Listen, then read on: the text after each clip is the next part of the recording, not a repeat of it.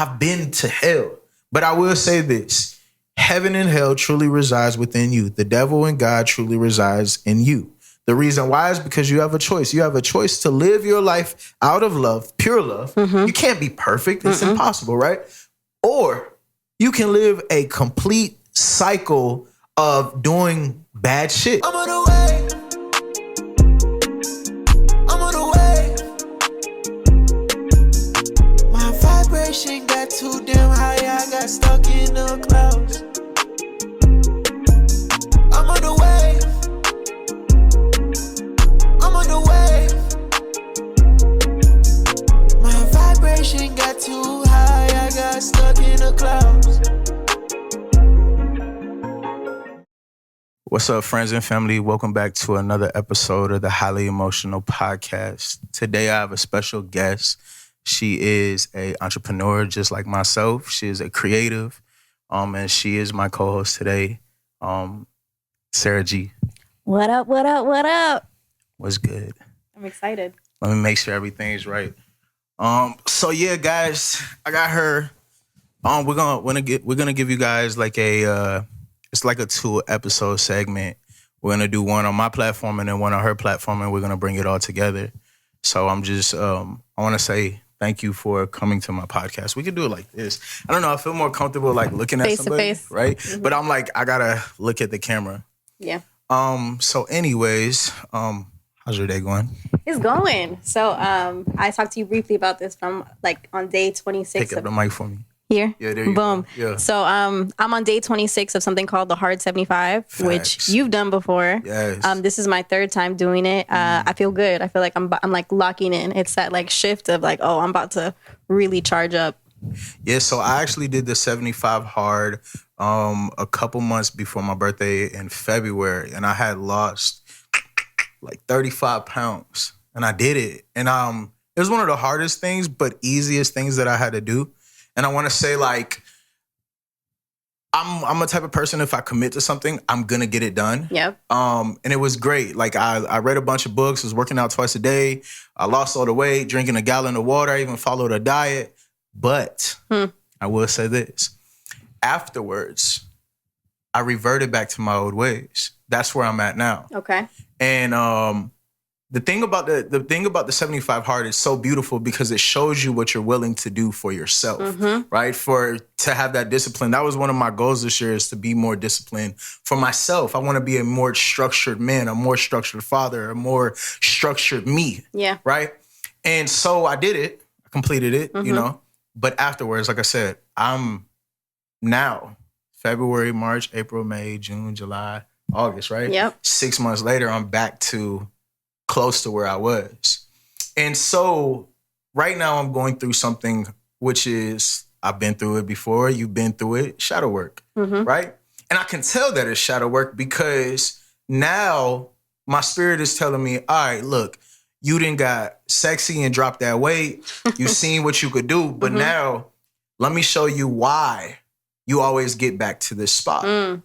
This complacent spot, this place of being lazy. Like right now, even like my spirit told me, you're not getting no haircut. You're not going to shave. You barely going to get your hair done. You barely going to go out and get fresh for all these interviews and do all this and da-da-da. And I'm like, why? Why? I love doing that because you need to know so that you don't keep coming back to the same spot, right? And I'm like, why am I back to the same spot? Why do I keep on going to this stage after I accomplished something so powerful? And Spirit has told me, because you are addicted to being miserable. You're addicted to being worthless. All the addictions that we have in our life is the reason why is because we're addicted to being worthless. It started from your parents talking to you like shit. It started from accepting bullshit in relationships, friendships, even bullshit and disrespect from yourself. And you didn't fell in love with it. You're addicted to it. So now where I'm at, like I said, I feel like shit. I love myself. Yeah. But I'm going to sit with this emotion. I'm going to sit with this feeling because I remember what it felt like and it looked like. I could show you pictures what I looked like in February. But now I got to look myself in the mirror and say, hey, you beautiful even when you're chubby.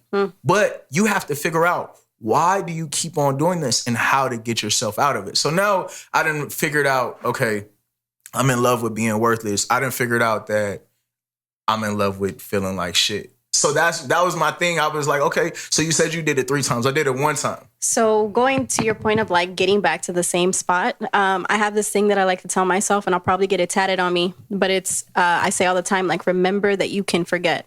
Because it's like we work to get to a place that we had envisioned prior to, like being in a different place. Yeah. We get there, and then it's like we get so comfortable and we're so like, we feel good. We forget that it's I forget sometimes, you know, that it's constant work, like the personal journey of growth, the spiritual evolution, elevation, like is a daily practice. So it's like I'm doing the Hard 75 because there's this quote that's called, it says that freedom is the highest form of discipline. And when you really break that down, it's like, okay, it seems like it's like the opposite, but it's true. In order to have freedom in your life, you have to have discipline over yourself, over your actions. So like you were saying, like, you feel like you are addicted to being in this state of feeling like shit. Yeah, worthlessness. But it's like, the loop, like we are in loops. Everybody goes through a loop. Agreed. Right? Until you can see that you're in the loop, you can't break that. And even when you see that you're in it, like it takes a lot of energy to get out of that if you want better. So it's like you're in a good place to where you see the issue, you know that it's something that can be addressed and that you know it's within you. Like you have whatever you need to be able to figure it out. We all do, you know? Yeah, so that's one of my things is I've actually learned how to like, man, this is gonna sound so crazy to some people, but I've learned how to glitch out the matrix. Mm-hmm. And the way that I glitch out the matrix is learning how to move through life loosely, right? And I have physical attachments to obviously like, you know, my children, my wife and stuff like that. But anything outside of what I normally say is I say that we're like planets. Every time that we link up, it's when we're orbiting each other. And then whenever you gain what you need to gain from me and I gain from you, then we, you know, go about our ways. And then when it comes back around, we come back to it, right? So my planet is my family. And so I have attachment to my family, but outside of that, I've learned how to be detached. Mm-hmm. So anything that I do, like me and you can have a disagreement outside. I don't care about it anymore. Mm-hmm. I stopped caring because I realized that once we're done orbiting each other, you no longer exist.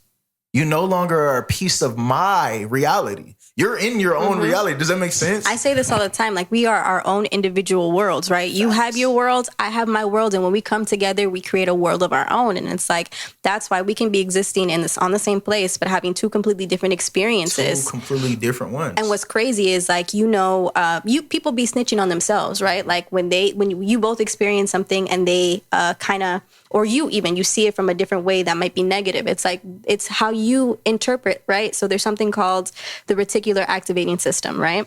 Okay. And it's a collection of neurons that we all have, Give right? me hip. I'm gonna put you on game, right? So this is literally the science of manifestation. Okay. So it's a collection of neurons that's responsible for 4 of our 5 senses, which is everything except for your olfactory sense. So your sight, your hearing, your touch, and I'm missing one more. Touch, taste, it's not responsible for smell, but the other one I'm missing. But there's 5. Okay, so it's responsible for majority of how we perceive the world. So the job of this, the function of this is to prove true to you what you believe, right? So there's so much data that's happening around us at all time, like millions of bits of information, but we are only able to make sense of a very small piece of that. Absolutely. So it's like that example you hear all the time, like when you're about to buy a car and you want a specific make and model, you start seeing that car everywhere, right? And it's not that they just started popping up.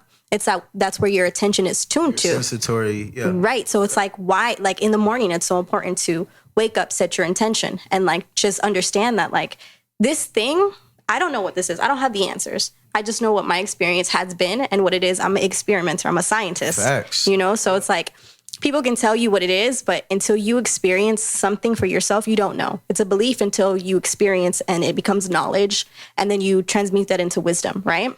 Yeah, facts. So like that's one thing about me is like I'm not a person who really like, how can I say this? I believe that everything and anything is possible. I don't give a fuck if the earth is flat. I don't care if it's round. I don't care if it's a dome. The reason why is because no matter what, in my experience in this lifetime, I'm never gonna leave it. Let's be real. the fact that any of it is possible is the most beautiful thing, because the only way that anyone can truly know is you would have to be outside of this planet. But does that make sense? It does 100%. And I say this, like, you could tell me, I've gotten to this conversation before, like, I don't know if the world is flat. I don't know if it's a circle. I don't know. The scientists can tell me this and that, but like, I have not been there myself. So how can I know? So people, there's proof, but the proof is what? But we're getting knowledge from somewhere else, right? And it's like, I'm not saying that people are spreading misinformation, but I don't know. You know what I'm saying? Like, I don't know. That's my thing about a lot of things is like,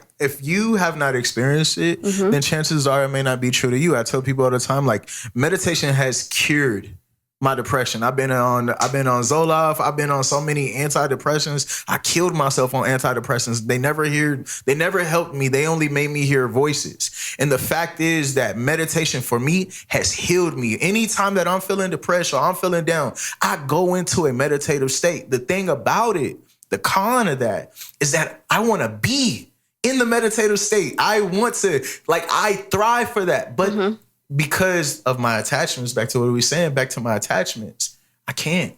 It's not the best thing that's beneficial for my existence, my purpose, my life path, right? And so that's my thing. When it comes to the things that people say are real or not real and this, I don't really give a fuck, right? Because what works for me and what's happened in my existence, I know the truth. This is my first time saying this. I can't believe I'm saying this shit. Say it. Me and my wife the other day, we walked outside and the moon started disappearing. Bro, no one's gonna believe No, this. I do. Orange. No, stop. I'm gonna stop you right now because I'm gonna let you finish, but I've witnessed this before. So where I literally had seen the moon, I don't know if the color wise, this is not recently, this is maybe like last year where I seen the moon and I was on the phone with my friend Peter, and we always get into these spiritual talks. Like I have a group of, like a collective group of people that I can refer to, right? And I'm like, yo, I know it's gonna sound crazy if it was anybody else, but bro, I just seen the moon in a certain place and it's not there. And it's like, yo, that's wild. But go ahead. Our fucking experience, we had walked outside. Like I said, I didn't want to tell nobody. My wife was like, I can vouch for you, right? But I'm telling you this. We walked outside. I looked and it was like this orange, like, it didn't even look like a full moon. Like it just looked like this orange ball in the sky. And I was like, what the fuck is that? And I was like, babe, come look at the moon. And it turned into a triangle. Right? It turned into a triangle. Then it slowly, she looked, I walked back and she was like, because she said, it looks like it's getting dim. I walked back. Yeah. And I looked at it again and I was like, oh my fucking God, the moon is disappearing. We need to go in the house. Because like I said, the theories, if the moon disappears, the tidal will rise, everything will, be washed away, right? So I'm thinking in my head, I'm seeing this shit. I'm like, yo, we gotta go inside. Like, fuck you talking about. If everything's gonna walk away, then we gotta be with our kids, right? And then a few minutes later, we drove. She was like, no, everything's gonna be okay. Like, you don't hear anything change. Like, nobody's freaking out, right? So we hop in the car, we drive down the street. We go to wherever we go, and then we come back and we see the moon again. And I was like, oh my fucking God, no one's ever gonna believe me that the fucking moon disappeared. I'm telling you, when you see glitches in the Matrix, bro, you cannot fucking like you can't just debunk it and just be like, man, that's some bullshit. No, I'm telling you, bro, the reality that we live in is glitched out sometimes, and that's why I say sometimes I be glitched out. I just move through things loosely without having a commitment to it. But I seen that shit, and I'm telling you, I almost lost my mind that day. I was like, what the fuck? But see, like, nobody knows. You know what I'm saying? Like, nobody knows what this is or what's going on. But so I grew up, I talk about this often. I grew up in the church. I have a very strong religious background. And there's truth. There's the principles that I found because I studied briefly, lightly touched on other religions just to kind of know as much as I can, right? And there's so much truth in so many different things. So it's like, I don't know. I can only experience what this is. And I've experimented. Like, have you heard of Neville Goddard? Yeah. So Neville Goddard, there's into everything. Yeah, Guru too. Yeah. You mentioned that on that's who I'm trying to be. That's my idol right now. Love it. I'm gonna be the future guru, swim guru. Swim guru. I just finished one of his books, Inner Engineering. Really, really good read. I've been wanting to get to that. But super good read. You said what? pick up some groceries. Go ahead. Before they close at Publix. Oh, like the Publix here? So, okay, cool. Go ahead. It's cool. Now you good. Appreciate you. When you back. Okay. All right, but go ahead. It's right here. But rewind. Run me back. Neville Goddard. Okay, Neville Goddard. So Neville Goddard, I got really into the power of imagination. A lot of his books, a lot of his reads. Just there's something called the ladder experiment. I don't know if you've ever heard of that. I don't think I read it, but I might have heard it. So I challenge everybody to do this because it's so like you kind of see how much of a simulation-esque type of thing we are a part of, or from my experience, right? The reticular activating system, you see it in action, right? So it's this experiment where as you go to sleep for like 3 nights, I don't know if it's 3, but you go to sleep, right? I think it's 3 nights, and you envision yourself climbing a ladder. Like you have to see it clear as day. You climbing a ladder, and you continuously repeat that experiment because, you know, our attention span, most of us, our attention span is not even what it should be or what it could be because of social media, all the distractions, just day to day. But the power of focus is beyond, like, when you learn to control your attention, you have so much power to do and make this life and sculpt it the way that you desire for it to be. But you see it, and you fall asleep with this idea of you climbing a ladder. So I did this experiment with like 5 friends that I just challenged to, like, you know, get up on with me. You know what I'm saying? Let's play. And so basically you tell yourself, right? Before you tell yourself, I will not climb a ladder. I will not climb a ladder. And the whole purpose of this is like, how often do you see ladders and you're asked to climb a ladder? Like, it's not very common unless maybe you work in construction, right? So you program yourself, you tell yourself, I will not climb a ladder. You write it on your window, on your mirror, right? And you're not going to climb a ladder. But if you do this right, at some point in time, you're going to be asked to climb a ladder. You know what I'm saying? I got to the point to where I started seeing ladders everywhere, right? It just was the main point of my attention. I've never gotten to the point where I climbed a ladder, but one of the 5 people in the group sent me a picture, was like, yo, I wasn't even paying attention to this, but like, by the time I was up the ladder, I was like, yo, this is so crazy. You know what I'm saying? Because I would have never, this was just such a random thing, and it happened. And it's like, there's so many instances like that where it's like, bro, this is weird, but it's cool, right? And if we can like learn to set our focus, like, we are really untouchable. So one thing I love to talk about, but I hate to talk about, is like religion, right? And I grew up on Christian beliefs too.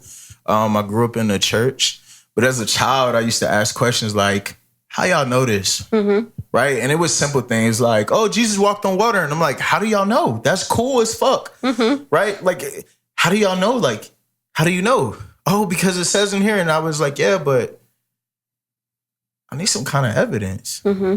I need to know, like, these things are real. And then another thing that like fucked up my head as a young kid is I heard, and I curse because it's passion, right? That's the reason why I curse on my platform. But so one thing that fucked up my head is that one day I heard a preacher or somebody say, if you have a child out of wedlock, if you have sex without marriage, then you go to hell.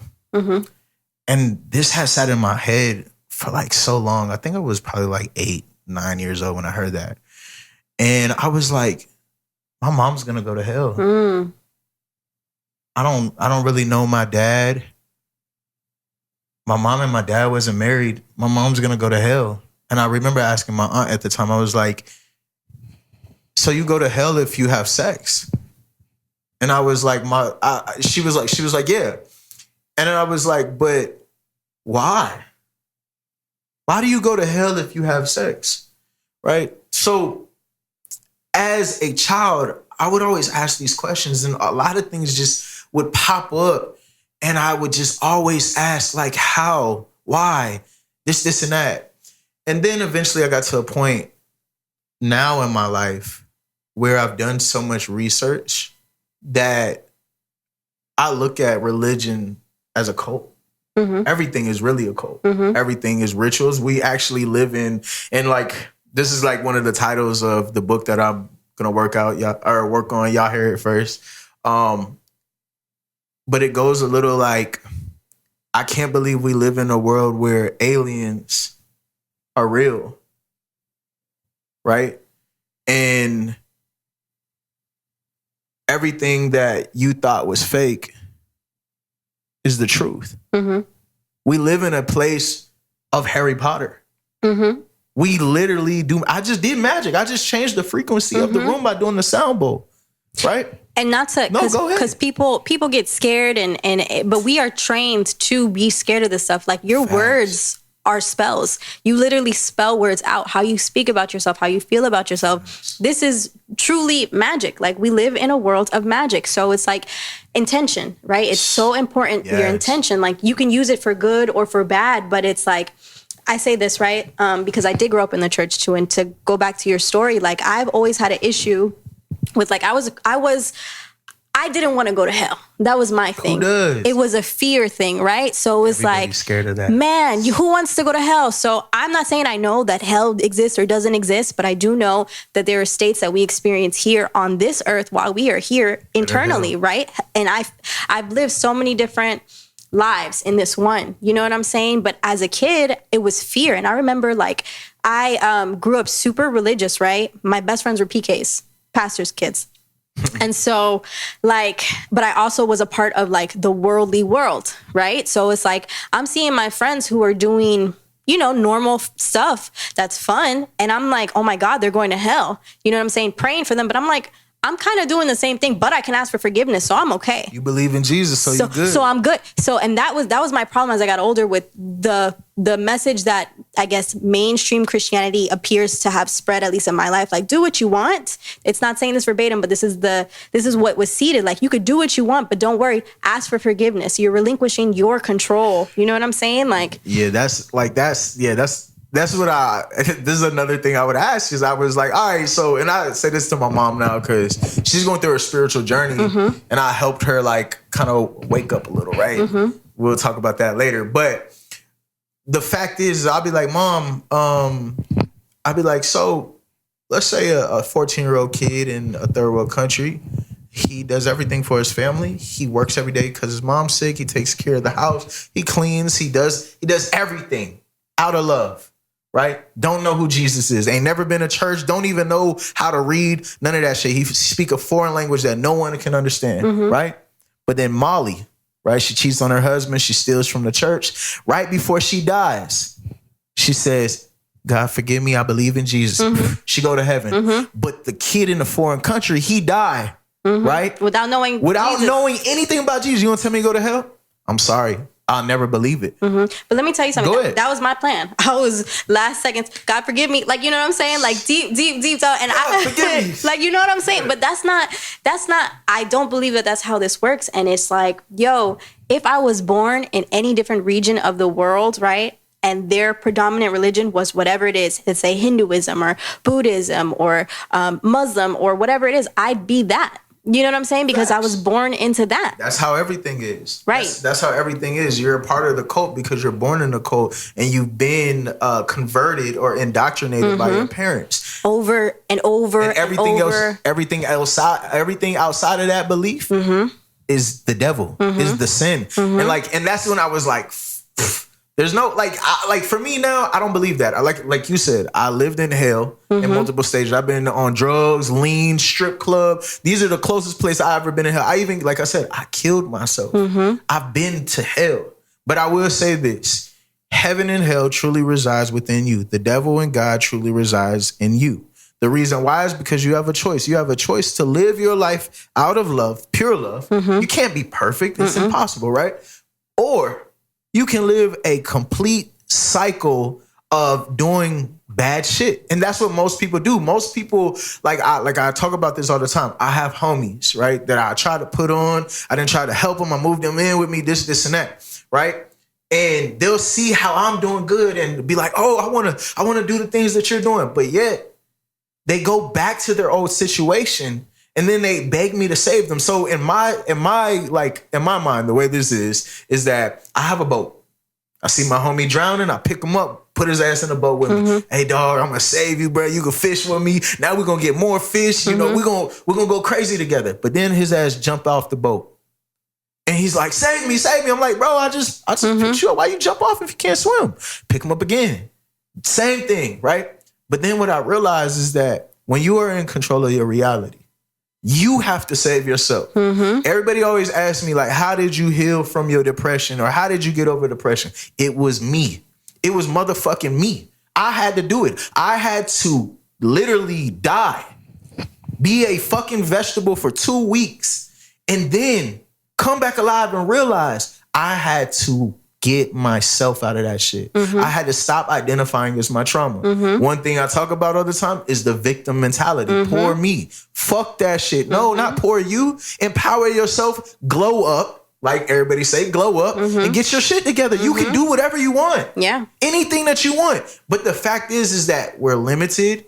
We're victims, and we allow ourselves to be manipulated by our parents. I'm sorry, like and it's not intentional. They don't even know. I'm gonna say it the most disrespectful in the correct way. Fuck your parents. The reason why I'm saying it in the most disrespectful term, because you have to have that thought in your brain as fuck my parents. I love my parents, but fuck everything that they taught me. And then you need to relearn you in life for you, because if not, you're never gonna have your own identity. You're only gonna be identifying as what someone told you that they wanted you to be. Your parents are always gonna see you as their children. I have to go to my mom and tell her, yo, mom, I'm a grown man.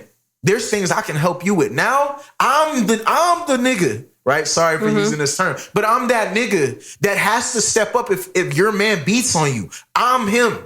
That's me. I'm the one who has to handle that. I cannot handle that operating as just your son. I have to operate as the protector of our family now. Does that make sense? So a couple things before we get too far, I want to address. So you said good and bad, and I just want to give context to that. There's no good, there's no bad, right? Absolutely. And the sin is when you go against your moral compass, right? So the good, bad perspective, how you see things, how you view things, but like everything is ultimately serving, in my belief, in my favor, right? Like It's a lesson to teach you how to grow, how to elevate, all these things.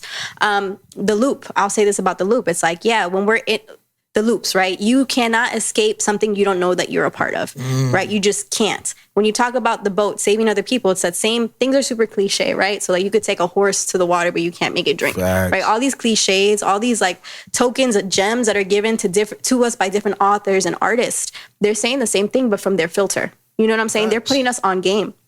So it's like going back to you, because I've had this issue in the past as well. It's like overextending when, like, as I'm on my journey, because we're all on this journey, right? As I'm doing my best to elevate, like, we're human. And I got to remember, I could forget, it's not a linear path, bro. It's like, you're here, but you have control. Like when you know that this is your life and you are the captain of your ship, you know what I'm saying? The master of your soul. You get the power back into your hands to decide and declare what's yours, right? But it's like overextending yourself to save other people. The best way to do that is to level up, right? Like I can speak and tell you that this is it. I just want to give everybody like, yo, da da da da da da da da. Like come on, like, you sound kind of crazy until it's done. And it's like, okay, sometimes you gotta shut up and just do. Like what it is.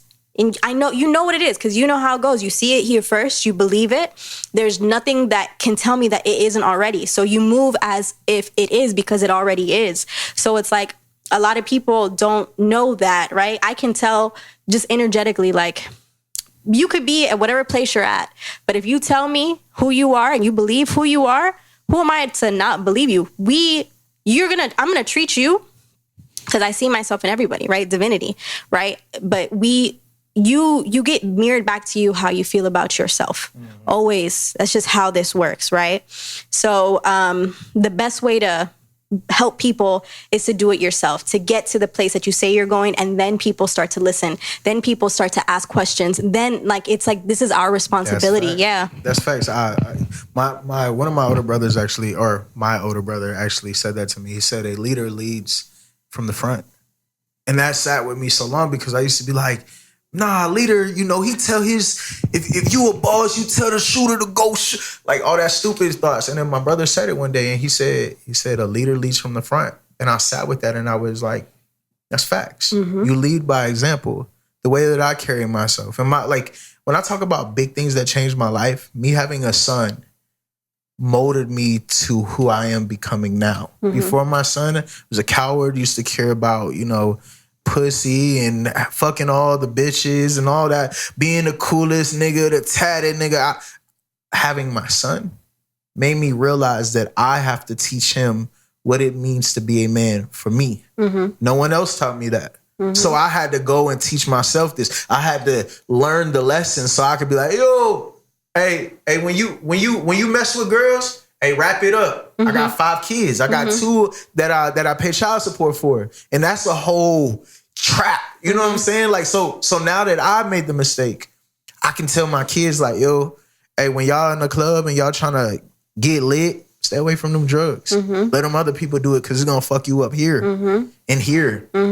Right? So leading by example, like that's what I had to do. Like even now, like I said, I'm sitting in my mess right now. One of my other homies, he said, one of his things that he said is don't wrestle with the pig because you're going to wrestle with the pig and you're going to get dirty. Ooh. You're going to hate it and the pig's going to love it.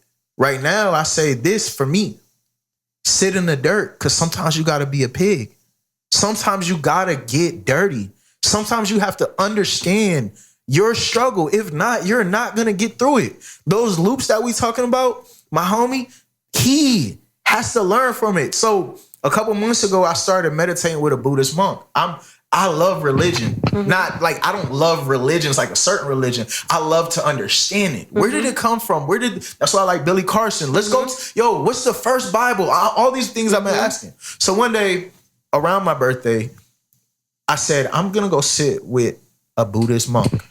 I want to learn how they meditate. What's their mastery on meditation? So I went, and when I tell you it was a great experience, one, I learned that Buddhism isn't a religion. It's a lifestyle, right? Buddhism is about going beyond duality. Like you said, there is no good and bad. Once you realize that everything is happening as you, for you, right? Once you learn all these things, then you can be moving, like I said, loosely. You can be glitched out because now you're not attached to what's good and what's bad. You realize that everything is balanced. No balance is still balance, right? So if everything is synchronicity, everything works together like the laws of the universe. 12 of them that they are what they are. You have to, like, once you get aware of this shit, you start caring less about things that you used to care about. I don't give a fuck if, let's say I get a job and I get fired. I don't care. You know why? Because it's time for a new one.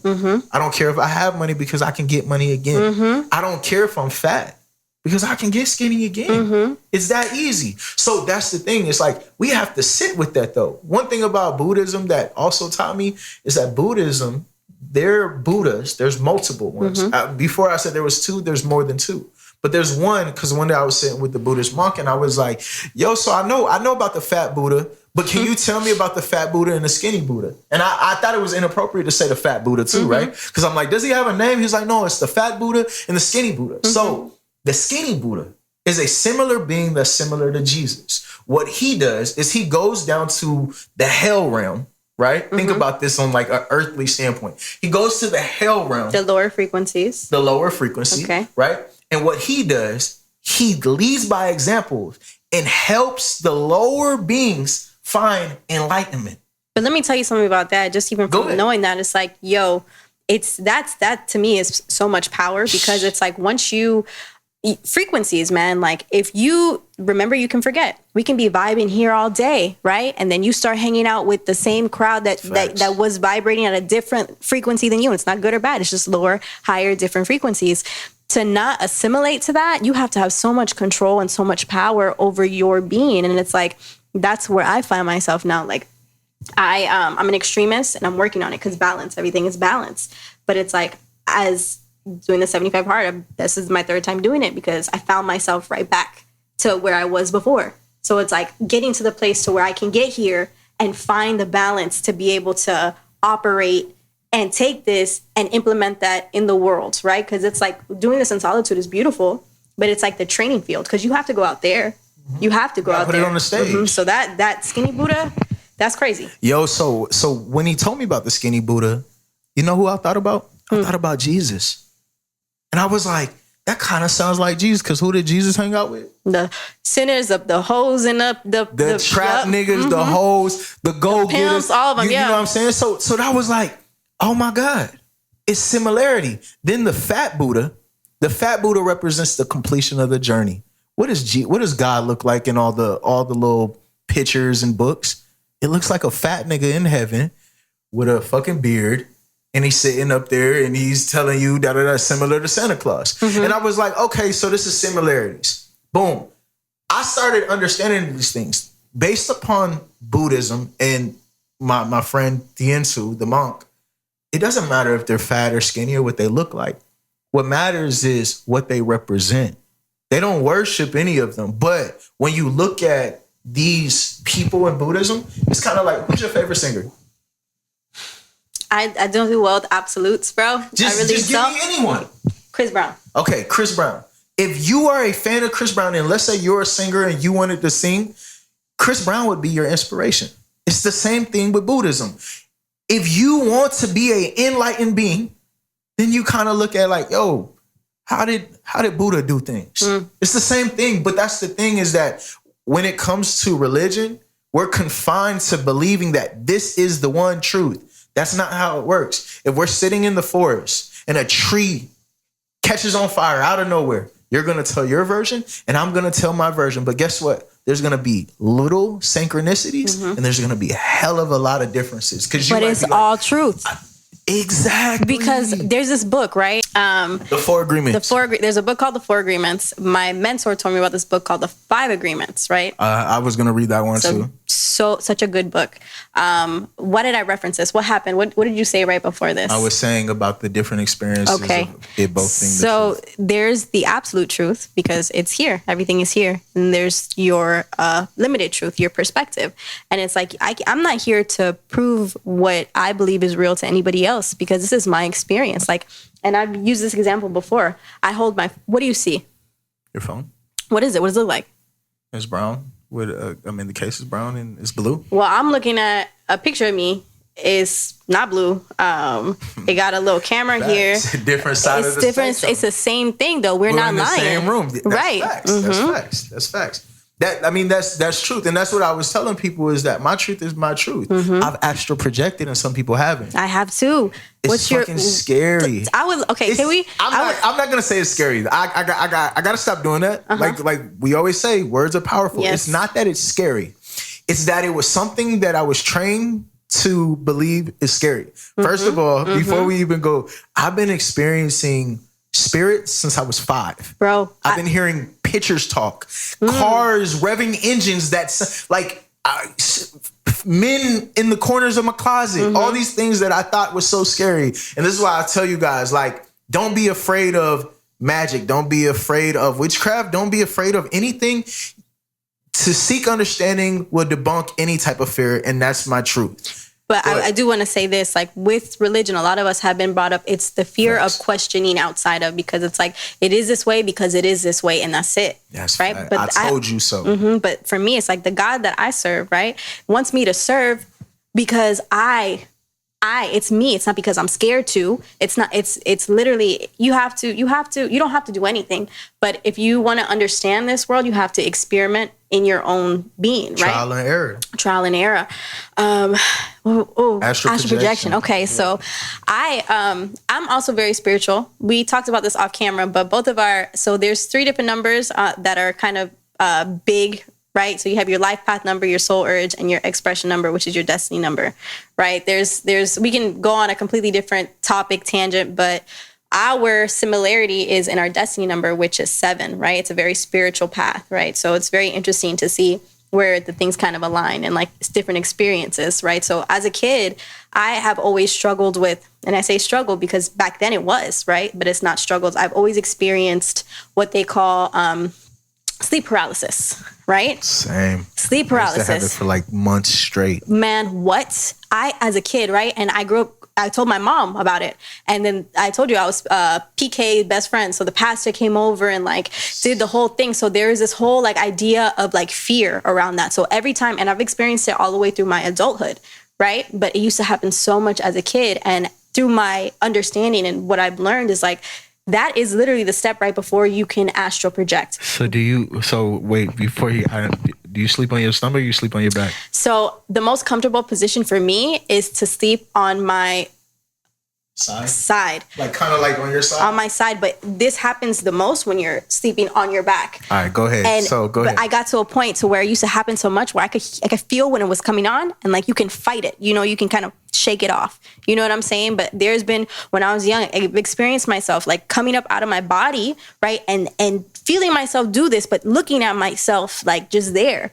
And it used to scare the shit out of me. You know what I'm saying? And it's still not the smoothest, it's like thing. skydiving, you know, a lot. Because it's or on a roller coaster. Bro, it's like a realm that I don't fully like it, but I'm not scared of it. I was watching this interview with Joey Badass, right? Yeah. I think it was Montreality. And he was saying something like, it was a funny story, maybe like insert clip here or something. I'm gonna crack the code for a lot of people. You know sleep paralysis? A lot of people on like the internet say, oh, it's like a demon is holding you down and shit like that. No, it's not that a demon is holding you down. It's that when you have sleep paralysis, you're in between a state where like reality and like almost a dream state. But it was like, he was saying like, in order to be a ruler of this realm, you have to understand how to navigate in these spaces. Facts. You know what I'm saying? And it's true. It's like, there are so many people that have access to different faculties, and it's not that we are all capable of these things, but we just don't know. We utilize a very small percentage of our capabilities. And one of my goals, which is my overall goal, is yes, autonomy, but being able to maximize this experience of life and what that means. Because it's like, you can talk to somebody, and I use this analogy all the time, but it's like, let's say you're on a level 27. I don't know, there's no levels, but like you're operating on a frequency 27. 5D. Right. But I'm over here operating on 14. You could be talking to me, but you can only reach me at 14. You know what I'm saying? So as you go through life, you may feel like you're reaching people, right? But sometimes you're higher, sometimes you're lower. And typically you won't know if you're lower, if that makes sense. Does that make sense? You can only talk to people where they are. And it's a never ending journey of leveling up. And that, so I'm going to talk about two things. My astral projection, man, I dealt with that sleep paralysis for a month straight 1 year. And as a kid or an adult? As I think I was like 20 years old. And one time I was like, I said this before, but I was laying in the bed with one of my children's mom and my daughter at the time, and it's so stupid. But I was laying there sleeping, and I was the first thing I heard was Kanye's song is "Devil in a Red Dress" or "Devil in a New Dress" or whatever, and he says, he said, "We love Jesus, but you can learn a lot from Satan." Some shit like that, and this shit that kept playing while I'm on my back dealing with that, right? And then I heard chimes, like glass, like hitting together, and like I said, I've been suffering from this. I'm not going to say suffering anymore, but I've been dealing with this special power, superpower, right? My whole entire life. But anytime that I would deal with it, I would scream. I would try to get out of it. I would try to fight the beings that I would see. But this time, as I was coming out of this sleep paralysis or whatever you want to call it, what is it? I can't think of the word that we're calling it right now. Astral projection? No, before astral sleep paralysis. Is it? Okay. Yeah. Anyways, as I was dealing with it and I was coming out of it, my voice got distorted and I talked demonic for a little bit. I said something, I don't remember what, but then I got up, looked in the mirror, and my eyes were like bloodshot, fucking red, right? At first, I was like, I was possessed. For the longest, I was possessed. You know, this and that. I even watched videos on YouTube one time when a demon jumped out of the computer into my face. Right? I'm being dead ass. No, I believe you. This is on my soul, right? And for the longest, I was like demons and scared of demons. I even talked to this pastor of mine that I played basketball with, and he had told me, he was like, I can set you up in exorcism, this and that. But as I got older, where I'm at now, I realized that all of these entities have communicated with me for a reason. It was either to help them. It was either because they needed transit, or they were a piece of me, my spirit guides, my ancestors, me, other versions of myself, right? So I had to learn this stuff, but it was scary as fuck. But for the longest, I try to tell people about this and they think you're crazy and they think, man, fuck all that shit. Back to what you were saying. When it comes to the spiritual journey, one of the hardest things is trying to communicate people your experience. Like me and my wife, we always talk about this. She's on her own spiritual journey. I'm on my spiritual journey, but she'll say something like, I wish I was woke like you. And I'm like, first of all, I hate the term woke. I fucking hate it because when anytime anyone uses the woke, they think about black wokeness. Like everything is pro-black. The dashiki, the incense. Pro-black or conspiracy theorists, right? So I fucking hate the term woke. I would say I am spiritually awakened or spiritually conscious. These are my terms, right? So with my wife, she'll say that and I'll be like, this is the thing though. Unfortunately, you are on your own journey. I don't know what level you are on. The only thing I can say is you need to tap into yourself. All the spiritual things that you know or that you've seen or that you experienced, you need to dive into them. Like my wife can do magic. My wife can do magic. She's done a money ritual and we've gotten a lump sum of money in like 2 fucking days. All energy is money. All money is energy. Facts. So and that's what one of my teachers taught me, Miss Deborah. She taught me, she said, don't say that you don't like money. Because me personally, I don't like the way that people act when it's about money. But she was like, what you need to say is, I attract money and money loves me. Money thinks I'm sexy. Money is attracted to me. And I was like, okay, I'm going to start saying that. Hey, money is attracted to me. So these things, like I said, on the spiritual journey, everyone's not on the same space, the same level. But no matter what, whether you realize it in this lifetime or not, you're on the spiritual journey. Yeah. You're on that hamster wheel. Yeah. You have to just make a decision to get the fuck off and say, hey, what the fuck is this? Like, why am I this way? I had to act like during 75 Hard, I figured out like I'm one with the trees. It sounds crazy. No, I was out hugging the tree. I started looking at the trees like, how do y'all communicate? Oh my God, I'm sorry for all the pain that you experienced. You've seen us kill ourselves. You've seen me probably 5, maybe 100 times. Like I sat with a tree and I was like, thank you. I'm sorry that you had to deal with that. I'm sorry that you've seen us destroy you.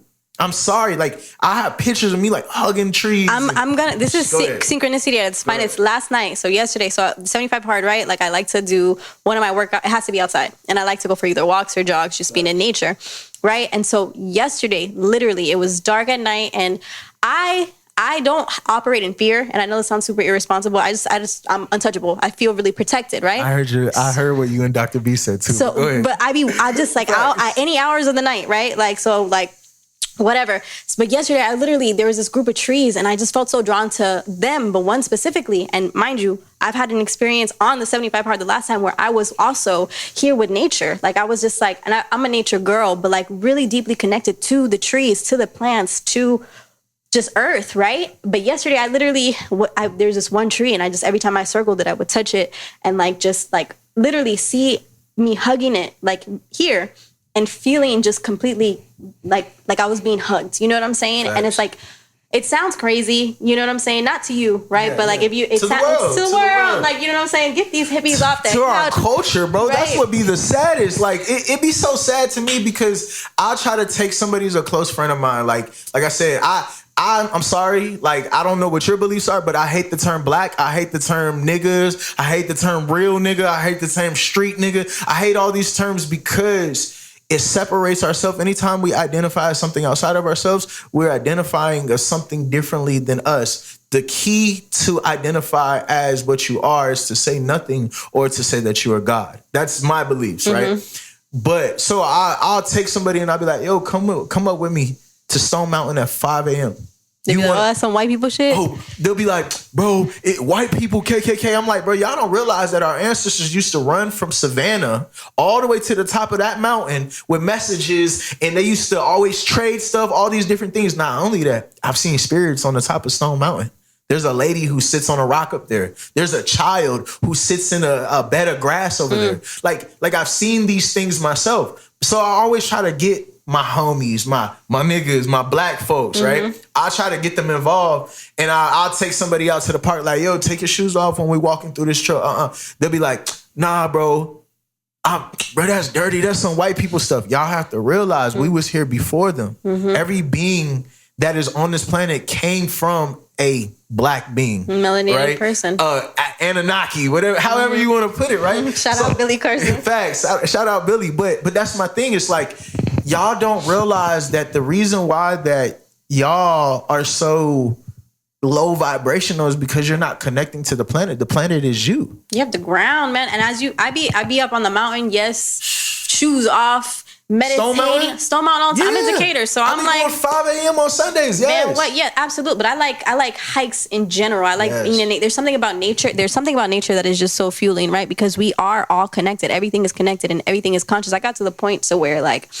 even with bugs, you know what I'm saying? Like I do my best. I try not to kill them either. I do my best. I'm not perfect, but I do my best. You know what I'm saying? And in the book Inner Engineering, right? There's this practice where I'm implementing in my daily life. It's like for whenever you're conscious of it, but start with, every hour till you get to like every minute, to where you bow your head at like a tree or a bug or a flower, something that in this world humans think is lesser than. Like we are all a part of that same energy. We are all part of the cosmic energy. So like when you start to get in the habit of like surrendering or just like giving acknowledgement, you know what I'm saying? You really become just aware, but zen, all the things, you know what I'm saying? Yeah, like, it's like, man, we are here.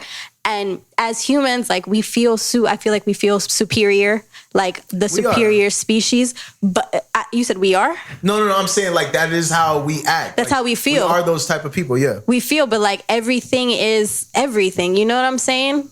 I totally agree. Like I'm such a spiritual being now, is that I can feel the vibration of the earth. I can feel the vibration of the planet. Everything is one with me. And so another thing that I got in tune with, you ever heard of Osho? Yeah. Similar to Sadhguru, for me, at least in my opinion. He had a bad rap and they said he started Okay, then no. I'm thinking about the goddess. No, Osho, no. You know who I'm thinking about? Do you know what I'm thinking about? Oshun. Oshun or something like that. I know you're talking about. So Osho, one of the things, you know who Alan Watts is? I love Alan Watts. Okay, so he's similar to Alan Watts. But with Osho, one of the things that he said that I've been working on is he said that when you hug, feel the hug. Right? Like, don't just hug somebody, but feel the connection. Feel the space in between your bodies touching. Hug as if it's your last and your first time. If you kiss your partner, feel the ripples on their lips. Now, this isn't verbatim. I'm giving you an example. Right? And so that's kind of been my thing now, is that, and I tell my wife all the time, and I say it all the time, that it sounds fucked up, but my peace is being alone. Being out in the grass, and just existing, not doing nothing, not saying nothing, not thinking about being dirty. I don't give a fuck if bugs are in my hair. I don't care if I itch. I don't care. Just sit and do nothing and exist and be one with every single thing that is existing. Yep. And I'm telling you that it gives me a sense of freedom, peace, connection, and that is the divine touch of the creator, right? So Osho had taught me that. And then like with Sadhguru, whenever I tap into Sadhguru and I watch this stuff, and a lot of people in our culture aren't really hip to Sadhguru, which is I feel like he's one of the more popular. I feel like anytime I bring it up, nobody's like, they like, I know Bobby Hemmett, and I'm like, oh yeah, I know about them, da da da. But I'm like, if y'all listen to what Sadhguru says, I don't care about his background story. I don't care about that. I care about what he says. It's simple things about just thinking.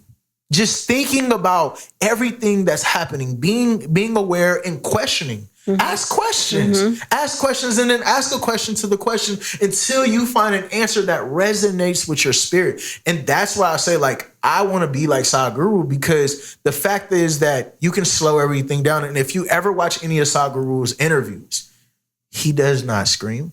He doesn't tell you you're wrong. The only thing he says is okay.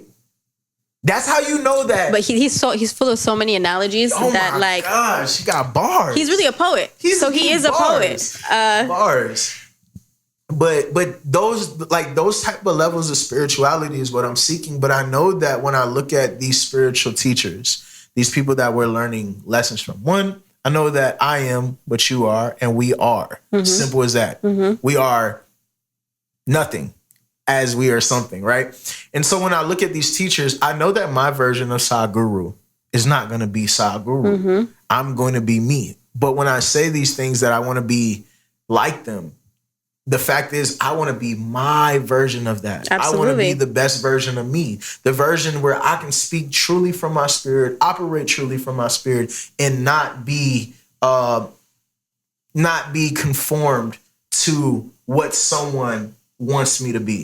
So I love that. And it's like, yeah, man, understanding like who we are, like we change constantly. Like we're not like, but knowing like to your core, like what it is, you know what I'm saying? We evolve, we change, but it's like when you know what it is that you want, like I say this all the time also, like, you know, your why, you know, the who, you don't have to worry about the how. You know what I'm saying? You just know it is, and things just naturally align that way. As you continue to walk your path, the path continues to unfold. It's like a lot of times the steps, you can't see them. You know what I'm saying? But if you continue to just like progress in that direction, like everything's gonna align the way that it's supposed to, you know? That's a fact. So that's what I wanted to just ask you. What when did you have your first like spiritual breakthrough? Oh, so it's like a cultivation. Like, you know, it's layered, but like when I really decided, like, so I tell people this all the time, like I saw what time was for myself. Like it just hit me. You know what I'm saying? It's like, yo, time's going to go regardless of if I'm going with it or not. Cause I've always known, like, there's always been an innate, I grew up poor. I grew up in a very interesting dynamic. We all have stories, right? From here? So I was born in New Jersey, popped out the womb though, raised in Miami. Got you. Okay. But I've been in Atlanta for like 9 years almost. So, long story short, you know, I experienced different things in life early. My father had, or suffered from mental illness. My thing is, mental illness is, my belief is that it's trauma, undealt with trauma. Right. And we don't know how to really express it. Like, you know what I'm saying? Like it's real. So like there's all these definitions and like medical systems that put these names on these things. But it's all a part of the taking the control out of your hands. You know, it's like we are these ecosystems that operate fully in totality. Like you cannot take a piece of the ecosystem and expect for everything else to function that way. Everything depends on each other. So it's like, I don't agree with like the medicine, all these things, but I get it. Whatever is needed to help you on that journey during your time. But for me, medical practice is exactly that. It's a practice, right? Like I'm not a doctor. I didn't go to school, but I do believe the body is a unit that's built to regenerate and heal itself. We are so smart and so capable. But I say that to say, like, I've always been interested in learning. I've always been interested in like experiencing, but I had this like growing up, and I didn't know until looking back, like I was able to function in the state of like almost disassociation, which is what got me through, because I experienced a lot of trauma from a young age. And then, you know, you kind of operate out of survival, you know what I'm saying? Until you get out of that and heal you have to, you know what I'm saying? You cannot create fully if you're operating in survival mode. I was in a lack mentality. So it was just a whole bunch of things that had to happen for me to get to this place to where I saw that time was going. I've always known that I was going to be more than okay. Financially, just in life in general, right? I didn't know how, but for me, it was like, oh, the next chapter is going to be better. Like, I didn't enjoy my childhood. My teens will be better. Didn't enjoy my teens. Oh, my 20s will be better. You know what I'm saying? So it's like, you have to really do it for yourself. So it's like, I have all these talents. I have all these gifts. I love people connecting. Like I have all the resources here, but I hadn't figured out how to mesh. And it's like, that's when I understood. There's this book by Angela Duckworth that I reference often. Dropping gems, guys. I'm going to go back and read this, and I'm going to write down every book that you said. But man, listen, we need to start a book club for real. Cause like a book list, really. For real. And then I'll read the books you suggest, and we'll figure it out. But it's called Grit by Angela Duckworth. And basically it really put into perspective for me that like talent and execution are two completely different things. You can be the most talented person in the world, but it can almost operate as a crutch, That's right? a bar. You That's know, a bar, yeah. Because it's like, like you're capable of all these things, but like nobody else knows. Like it's in you. You know what I'm saying? I had to sit down with Ray Daniels the other day, and he was like, talent it's in your body, it's in your bones, it's in your fingers. Like, but what are you gonna do with that? Like, how are you gonna execute that? I used to see people. It used to be so frustrating as a creative. Like, I have all this to give, but I haven't put it out there. So you're seeing everybody or people that are putting things out there that in your brain, like, is mid. You know what I'm saying? But art is art. It's subjective. That shit y'all be dropping is mid. I ain't gonna lie. I'm the greatest there ever was. No, talk your shit. No, talk your shit. I agree with you, though, but go ahead. But it's a skill to be able to execute. So these 75 hard processes that I put myself through, it's not just a 75 hard. It's all of these different things that help me to get things done. And slowly and surely, I'm doing it. So you asked me what got me, like, what was my first spiritual awakening? Honestly, there's just another book, The Power of Now by Eckhart Tolle, right? I read that, I believe. Right? I'm pretty sure I read that. Okay, so it's like a lot of people have their awakenings when it's a crisis or when you're going through something that's just like, it doesn't have to be that, but it's really what triggers us to kind of like come up out of that, right? So for me, I was in a very unhealthy relationship that I saw in retrospect repeated what I seen my mom go through, right? And I stayed in that relationship because I thought, it's the same thing. Like, I can heal, I can do this and that. And I was just really starting my spiritual journey to where I felt like I started seeing things where it's like, yo, I'm really manifesting. I'm seeing this. I'm powerful. Like, and I was like a baby, and I'm still a baby in this game, but I was like a newborn, boom. And I got confused with the level of attraction. Sometimes we feel like everything is not meant to be a romantic relationship. You know what I'm saying? Like, sometimes it's just a lesson. Sometimes it's just a lesson, but also sometimes you have to figure out what that relationship is. Is it a creative partnership? Is it a friendship? Just because you're attracted to somebody does not mean that that is a person you're supposed to be with. But I felt this like feeling that I had never felt about this person, and I was like, oh wow, like that's it. Like that's it. And what I'm realizing happened now is I rap. I didn't know that. I've always written, I've always done poetry, but I didn't know how far I was until I knew. And I experienced my understanding of this with him in the room. And I attached my love and my, like that moment, my love for music and this new expression that I have access to. And I associated that with him. So in my mind, like, oh yeah, this relationship, we're going to be like the creative, like Beyonce and Jay-Z. Yeah, it's a rap, like da-da-da-da. That is not what it was. It was so, like, I took on so much shit. And I'm not perfect. You know what I'm saying? I didn't realize how ugly, like, the shit needed to be taken care of. Their shit, right? So these relationships act as mirrors. You're like right here and you're seeing the shit that, the shit that bothers you the most about someone, it's triggering you for a reason. You know what I'm saying? Yeah, these are built up traumas. Yeah, that's part of shadow work. Yes. So I experienced this and it lasted for like 2-3 years. And I realized like, yo, this is so crazy. I was broken down to the point where it's like, yo, I didn't even know who I was. My friends were scared for me because I wasn't looking healthy. My light, I've heard people say like, you're like, my light is not even there. Like your eyes look different, all these things. And it was a very toxic situation to be in, but I'm so grateful for that because the person's not bad. You know what I'm saying? Not a bad person. No one is a bad person. No one is a bad person, but I do believe like prior to this, we signed a contract to experience these things, to learn from them. And I'm more than grateful because had it not been for that, I would have not been so deep in this journey of where I'm at now. And I know it's continuous elevation, but yo, when I'm aligned, the doors just be opening, the things just unfold. It just does. Everything becomes easy. That's my thing also. Two things. One, there is no bad human being. There's no such thing as bad. The reason why I say that, and I always talk about this, I'm an extremist, right? Like you said, you're an extremist. So I'm an extreme thinker. When we say bad, who's the worst person we could think of in ever history that we ever heard about? Who, the devil? Hitler. Oh, okay. Right? And my thing is, what was Hitler's trauma? Do you know what happened to his mom? Do you know anything about his dad? Do you know if he was raped, molested, held captive by Jewish people or anything like that? You don't.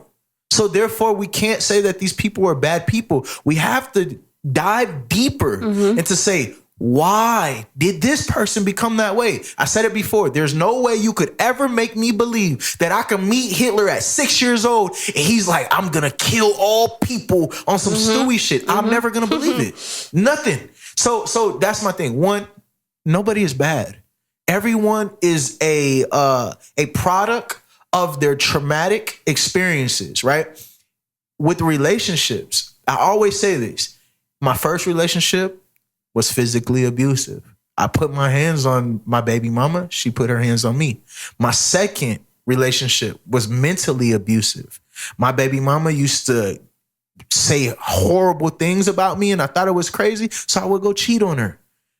By the time I got to my wife, you know what I realized? Those were both relationships that taught me how to be prepared for my wife. I don't cheat on my wife. I don't beat on my wife. We respect each other. Soon as we got together, we had one little fight where it got a little physical. I ended up pushing her away and grabbing her by her throat. She punched me in my face. And you know what I said? I said, unfortunately, I'm not going to be the monster in this relationship. And if this continues, if it ever happens again, I'm done with you. Because in all of those relationships, what I realized is that I was accepting it. The first relationship, my mom used to say, don't hit a woman. Well, what happens when a woman wraps a chain around her hand and punches you in the face? What's your reaction? You just going to take it? No. My reaction ended up being because she hit me in my face. It started with me choking her. Then it started becoming even worse because I accepted that. So anytime she scratched my face or pull out a knife on me, next thing I know, I'm the one who's restraining her. And now my daughter thinks that I'm the one who's causing the whole argument, the physical abuse, when the only thing that happened is I was reacting. But it became something that I accepted and it became a habit. Same with the second relationship. The first time that she disrespected me and called me stupid and posted our business on social media, I should have left her. But instead, I accepted it.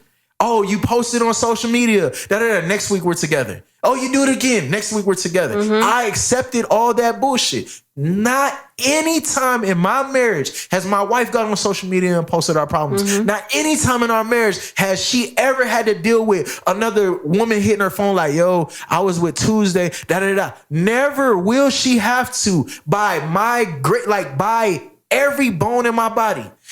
In order to ever do something like that, I'll have enough respect for my wife to say, hey, I'm going to be honest. We're in a place and it's not working. I think that it's best for us to go our separate ways. But I love you and I still want to keep contact with you. I still want to be a friend. I still have respect for you and I still admire you because not only did you teach me lessons, but you made me a better person and we did it successfully without disrespecting each other. That's where I'm at. And I realized that every situation, music industry, I could have signed a deal with QC 2 years ago. They tried to give me $50K.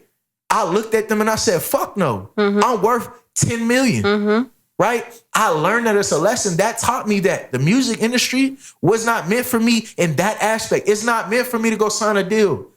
I can't be a part of that. You cannot take something that I created beautifully. I got bangers. We talking about top chart pop records. But I'm not going to give it to you for $50,000. And then I'm your slave and you can manipulate what I do with my life. No, sir. It won't happen. So these are the things, like, these are all lessons. This conversation, we really just talking to ourselves. You talking to me and I'm talking to you. So, like, it's all synchronicity. It's all divine purpose. It's all a lesson. Once you learn the lesson, then you move to that next step. Yeah.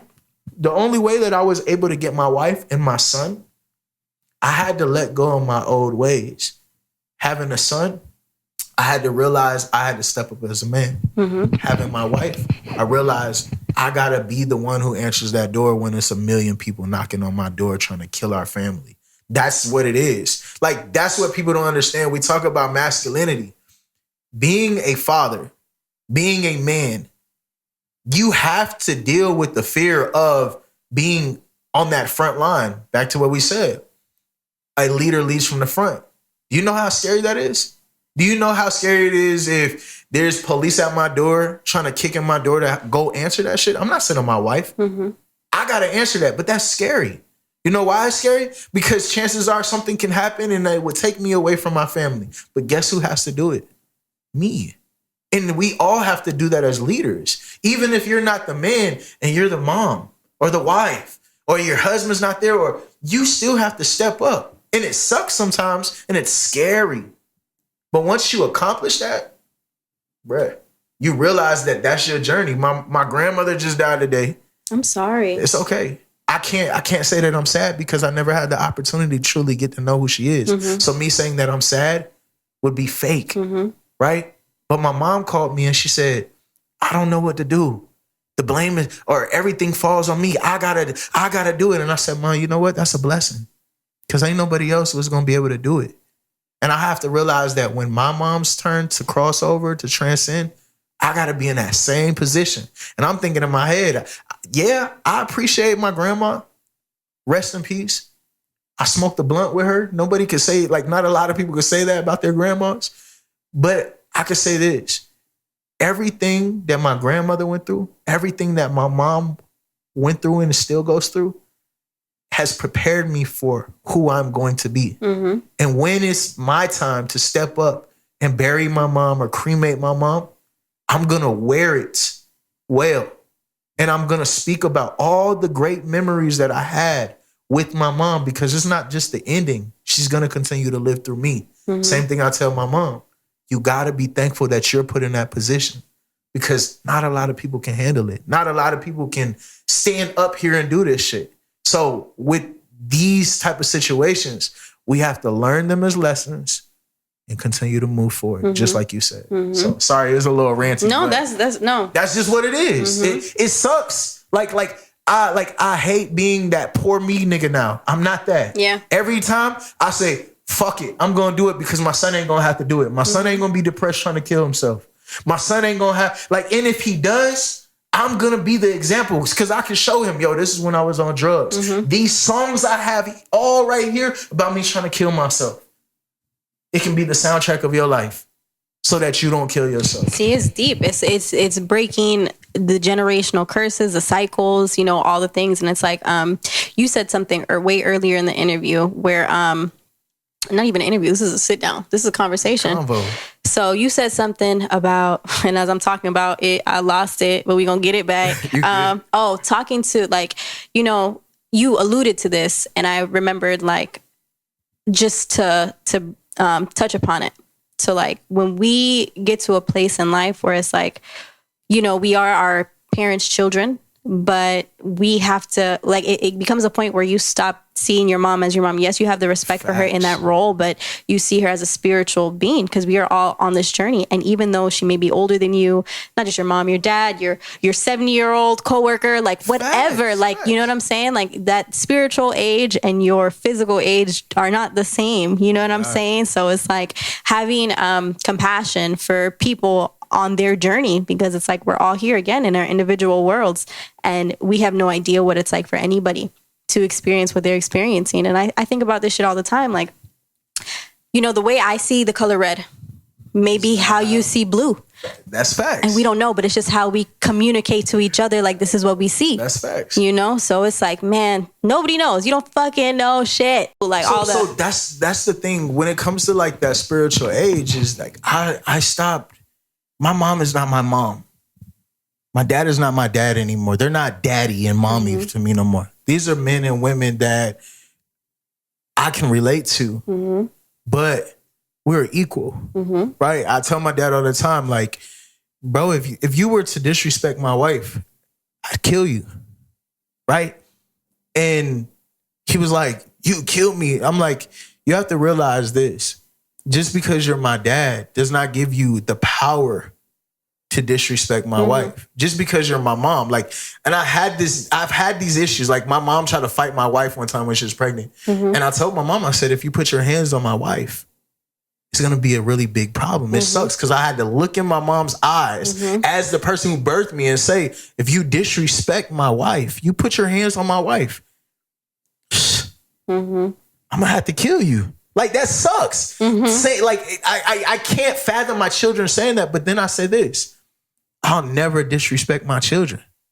I'll never disrespect their significant other, breaking them generational curses. Yeah. And a lot of times, like, we're taught, like, this to me, it fucked me up, right? I feel like, well, back in the day, right? You know, and I look a lot younger than I am. I'm looking at this like it's a camera, and I look a lot younger than I am, but I got some, you know, I mean, like, I'm 34. I'm 32. Okay. You know what I'm saying? Like, it's still youthful. You know what I'm saying? Nah, but we like, still young as fuck. I'm a kid. a baby, bro. I don't care what y'all say. Them old ass people that was like 30 and they was bald headed. Bruh, crazy. Y'all, I don't know what y'all was doing. Fuck Crazy. that. It's how you, I really believe it's like how you treat people, how you treat yourself. Like, and like, it's 19 Keys says this. It's like, I'm not a year older, I'm a year newer. I've never been this age before. You know what I'm saying? That bar really stuck with me. But bringing it back in, what was we saying? This always happens. You said about your parents. I don't know. I might be gone. It's a full circle moment. Hopefully, it's done. But nah, I'm trying to think. Is there anything I want to touch on before we end? Because this has been a great conversation. Is there anything you want to share specifically? I don't have anything specific. I feel like this is a very like this for been me. Charged up. Like, yeah. I feel like we gave them enough. We gave you guys bars. I feel like we gave us bars. You know what I'm saying? Yeah, I'm like, gonna go back and look at this shit for sure. For sure. And I'm excited to pick back up and see what energy we bring in the tent. You know what I'm saying? Yeah, it's like, gonna be lit because we're gonna be outside. Yeah. Oh yeah. So, anyways, y'all know how we do. At the end of the episode, I'll have everyone do it, and I told you before. So I need a quote of the day and a book. You ain't telling me about the quote thing. Yeah, I did. I did it. No, you told me about the book. Oh shoot. Unless I misread it. This text message has been bad. All right. So my favorite quote all time, or just like quote of the day. Oh, whatever quote you want to have for today. So the quote that comes to mind is, I was gonna repeat that Kanye bar you dropped, but no, I'm gonna give you one. This one is, I forget who says this. I think her name's like Janice, but it's advice is something we ask for when we know the answer, but wish we didn't. Advice is something that we ask for when we already know the answers, but wish we didn't. So bringing it back to like, you got the answers up in here. Like, you know what I'm saying? Like we try to, outsource, what we should do. Nobody has the answers for you. I promise you, not your mama, not your daddy, not the doctor. No one has the answers for you. I think we live in an era where it's, unfortunately, I can only talk from my experience, but I've been both, like a thinker and a consumer conformer. And it's like we're taught, certain things, certain habits, and we believe that this is what it is, right? So we think that people who have authority have the answers, or they don't. Nobody knows what this is. Nobody knows. People can really convince you that they do, but it's like, dog, we're out here experiencing this for ourselves. And I say this all the time too. I have a lot of things I keep in my Rolodex because it's like, this is really good for information just for me to tap back into. And I feel like remembering that you can forget, because I forget a lot of the shit that I'm saying, but remember, like on this journey, you can forget, where you are. Just remind yourself continuously of the why. Okay. The example that I'm about to give is, imagine taking a test. You're taking a test, right? You have all the answers. You don't know you have the answers, but you just got to start taking the test. Just got to start. But you're kind of anxious because you want to pass the test. You see, oh, girl over here, she's zooming through her test. She's going through the answers. She looks like she knows what she's doing. So, you peeking over, you don't trust yourself enough. So you're filling the answers. Boom, boom, boom. She turns in her test. Everybody else turns in their test. You turn in your test. Grades come back. She passes. Flying colors. Maybe she got a B. Whatever. She passes. You flunk. And you're like, how is this possible? Y'all had a completely different answer key the whole time. Bars. You know what I'm saying? And I always say, like, that's so embarrassing to leave this earth and base your whole experience on somebody else's path. Like, I don't know. I don't believe that we're here once. I believe, energy never dies. But in this experience, having the awareness of how powerful we are, I want to, again, maximize this situation. You know what I'm saying? So it's like, shit may not appear to be ideal, but I know that everything is working in my favor and it's all a part of the story. So I be telling people like what it is.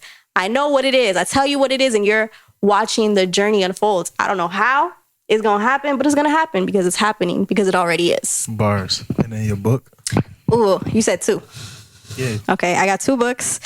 And that's really hard because books, man, I've said this again. It's like these books, it's just different filters. It's like these authors saying a lot of the same thing just from their perspective. But there's this pocketbook called As a Man Thinketh. I love that book. It's such a good book. What, James Clear? No, that's not. That's Atomic Habits. I have it in my book. As a Man Thinketh, insert here. But basically, it's a quick read, and it just reminds you, like, you know, this world is going to show you what it is. You know what I'm saying? Everything that we've talked about, I'm sure you can find in that book, you know, and it's short. It's an easy, simple read. That's a book that I refer to pretty often. Can I say two more? Just two more? Go ahead. Do you? Okay. Another pocketbook, right? The 7 Spiritual Laws of Success, Deepak Chopra. Yeah, my boy Deepak Chopra. It's another quick read. Another quick read. I read it. I think I need to read it again. I'm pretty sure I read it. It's good. It's good. And I'm going to throw the last one in there, one that I haven't referenced today. I did. But it's a really good read. The Fifth Agreement. The Fifth Agreement. Facts. Really, really good. So, yeah, that's my... Well, I mean, if you enjoyed this conversation, if you like everything that we talked about, share it with your friends, your family, your mom, your dog, your grandma, your cousins, anyone you love. And until next time, peace, love, and light. Big Swim. I'm on the way. I'm on the way. My vibration got too damn high. I got stuck in the cloud.